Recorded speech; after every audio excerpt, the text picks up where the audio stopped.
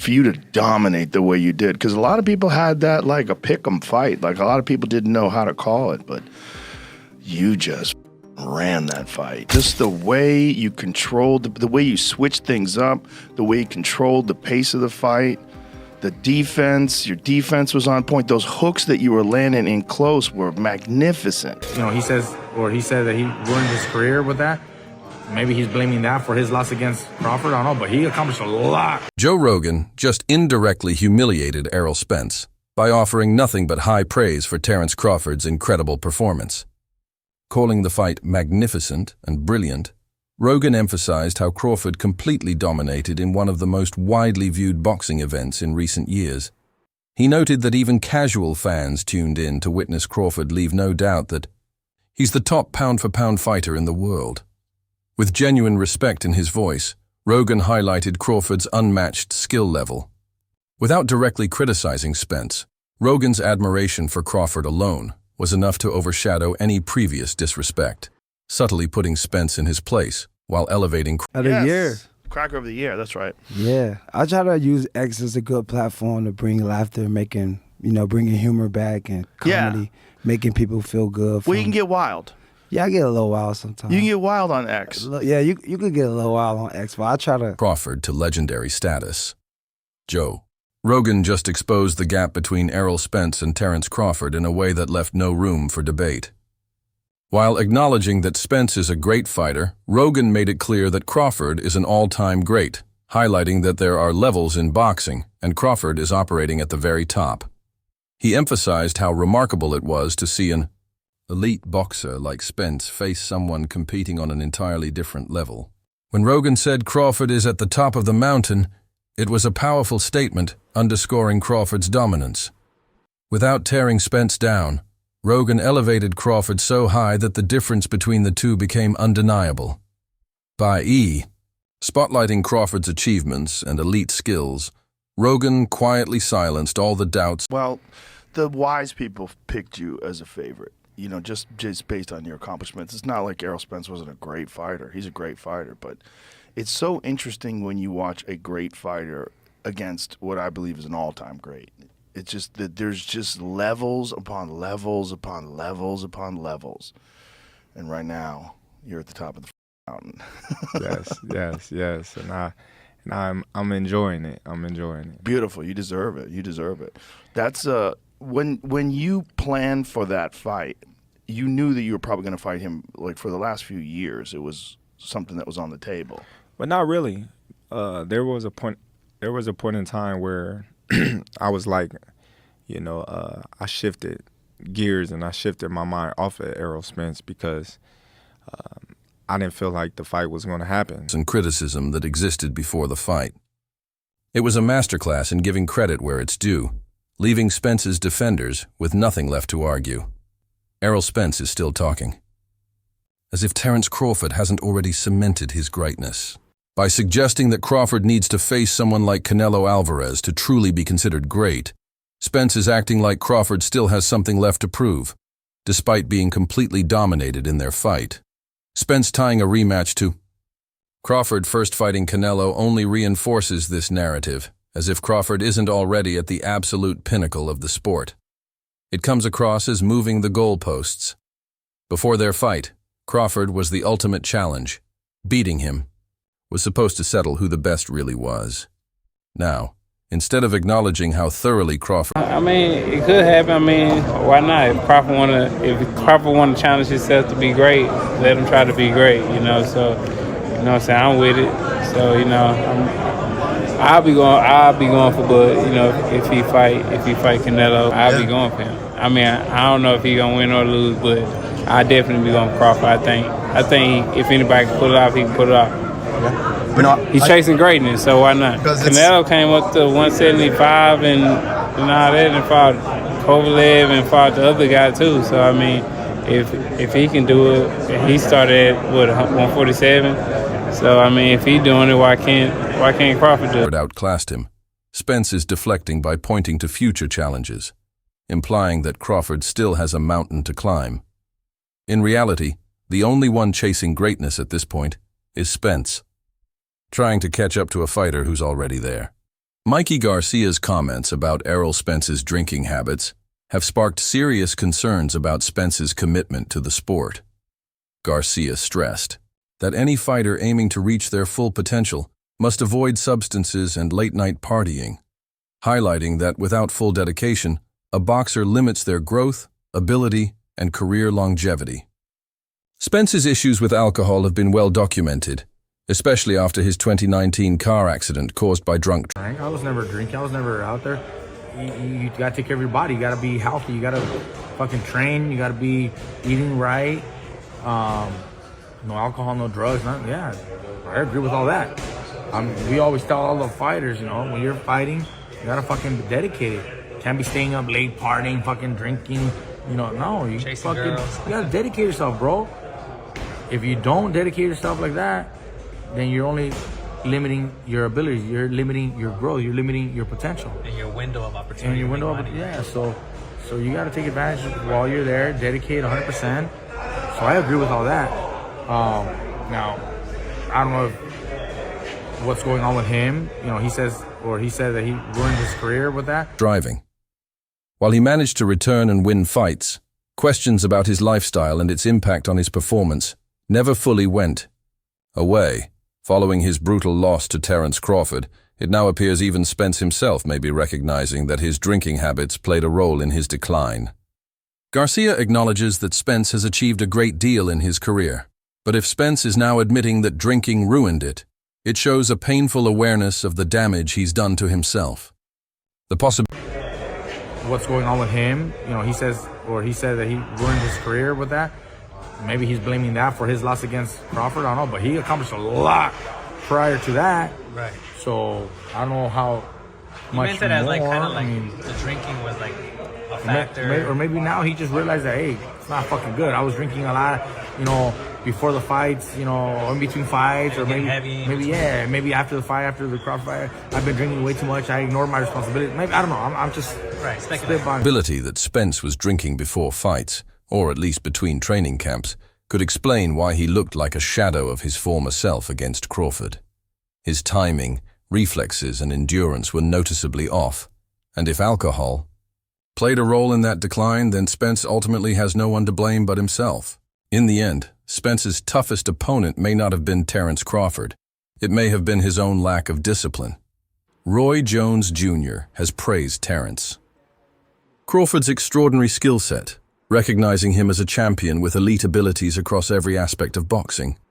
He highlighted Crawford's versatility, especially his ability to switch effortlessly between orthodox and southpaw stances, as well as his high boxing IQ.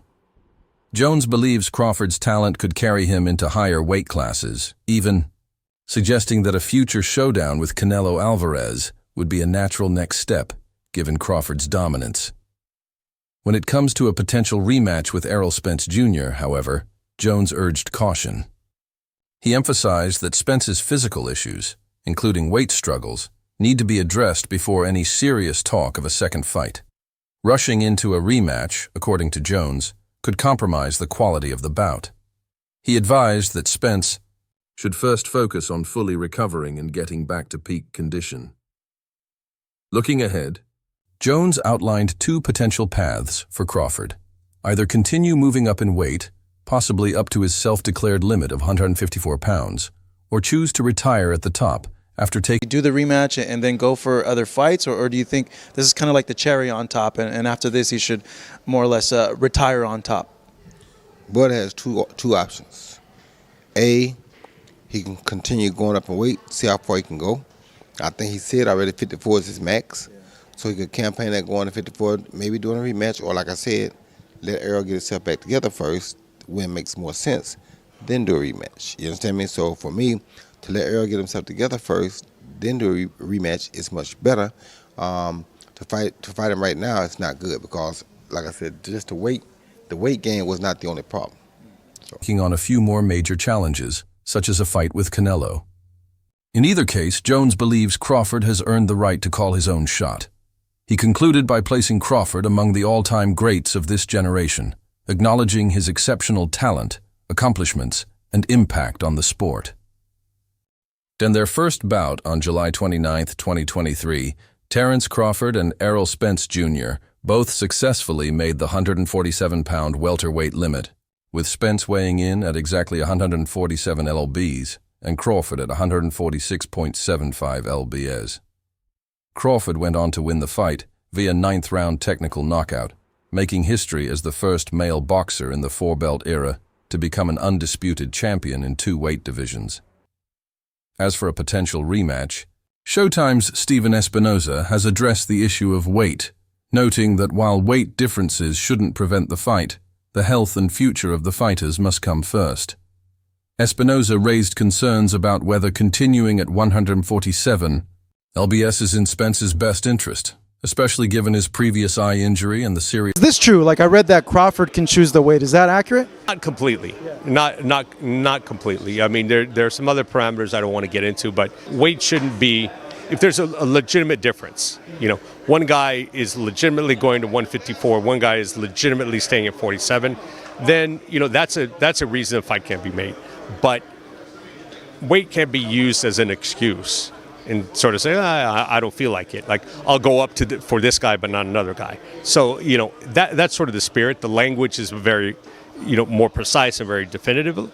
But the concept is, out of fairness, is, let's not be selective. There are some conditions in which, it wouldn't happen. I mean, weight is one thing. If they can't agree on weight, that's it. But money is set. All the other parameters are set. Weight is one of the few examples where that could be the obstacle. His car accident he survived.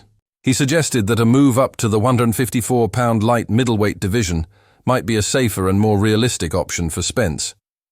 In summary, while weight alone may not be a barrier to a rematch, Espinoza emphasized that in high-profile matchups, like Crawford versus Spence, where health factors are at play, prioritizing long-term well-being is critical in choosing the right weight class. Terence Crawford's dominant performance over Errol Spence Jr. in their highly anticipated clash firmly cemented his status as one of the greatest boxers of his generation. Spence, who entered the ring as an undefeated unified champion, was expected to offer a formidable challenge. Instead, Crawford delivered a clinical dismantling, displaying not only elite-level skill, but also a remarkable ability to thrive under immense pressure. The victory earned Crawford widespread respect from boxing insiders and fans alike, solidifying his place among the sport's elite. However, in the wake of his triumph, Crawford's post-fight behavior and comments have sparked debate about his character. Some critics have pointed to his apparent lack of acknowledgement toward Spence and his team immediately after the bout. Unlike many champions who show humility in victory, Crawford's actions have been interpreted. That's dope, man. And I really appreciate you just being a regular dude who's very, very, very, very, very skilled at something. I'm glad you're getting your flowers, and I hope the biggest of bags come your way in these next few years with how things play out for you, man. Appreciate it, man. Thanks. Because you earned, bro. You earned it, bro. And you gave us, listen, entertainment. You know what I mean? From beginning to end, it was a real display. So we appreciate you taking time, bro. Hey, I appreciate y'all having me, man. I appreciate it. Before we go, how soon will we get the rematch? Do you know that calendar? You know how that calendar is going to play out? Probably if it happened, it'd probably be the end of this year. That's soon. Yeah. Like a December situation, probably something like that. Yeah. There you go. Right. Terence Bud Crawford, the undisputed welterweight champion of the world. Nice Howard Cosell there, bro. Interpreted by some as more focused on asserting dominance than showing respect. This has led to questions about whether his confidence is beginning to cross the line into arrogance. While Crawford's talent is beyond dispute, his demeanor outside the ring is now drawing scrutiny. Fans and analysts are split, admiring his skill but questioning his sportsmanship. The conversation is shifting toward a deeper question. Is a champion's legacy defined solely by in-ring greatness, or does how he represents the sport beyond the ropes matter just as much? Errol Spence Jr.'s first fight with Terence Crawford on July 29, 2023, ended in a dominant victory for Crawford, who secured the undisputed welterweight title. While Crawford's performance was widely praised. The bout came at a physical cost for Spence. He sustained significant damage, particularly to his eye, raising serious concerns about his health. This injury, compounded by his prior recovery from a near-fatal car accident, forced Spence to take time off for proper healing. As a result, the highly anticipated rematch between the two has yet to materialize. Crawford, who decisively won their first encounter, has expressed that Spence right away he's like rematch 54. You know, that tells me he can't make 47 anymore. He doesn't care about the titles. He don't care about undisputed. He's just trying to win at this point, you know, and that just tells me there's no chance that he's making 47 because he didn't even care about the titles anymore. We just said rematch 154. Let's do it. Like, he didn't mention undisputed. He didn't mention championships. He didn't mention like Canelo. I know Canelo said, hey, he beat me at 75. I want to beat him at 75. Spence was like, fuck that, 54, you know. So, yeah, that tells me a lot. But not surprised. I am surprised it's in December. I don't know if that's accurate or true or if that's actually going to happen. But I don't think that's enough time for Spence to recover. His willingness to face Spence again, but only once Spence is fully recovered and prepared for the challenge. Given the intensity of their initial showdown, a rematch requires both fighters to be at 100%, especially if fans hope to see a more competitive clash. Boxing fans and analysts alike are eagerly awaiting Spence's return to peak condition, believing that a healthier version of him could make the rematch a much closer, more thrilling contest. Until then, anticipation continues to grow as the boxing world holds its breath for what could be an even more epic chapter in this high-stakes rivalry. Interview 10. While the majority of boxing fans eagerly anticipate a rematch between Terence Crawford and Errol Spence Jr., there is a growing faction who believe a second fight might not be in the best interest of the sport, especially for Spence. After their first encounter, which ended in a one-sided victory for Crawford, Spence's career took a significant hit, both physically and mentally. The brutal beating Spence endured in the ring raised serious concerns about his health, particularly given his history with a devastating car accident.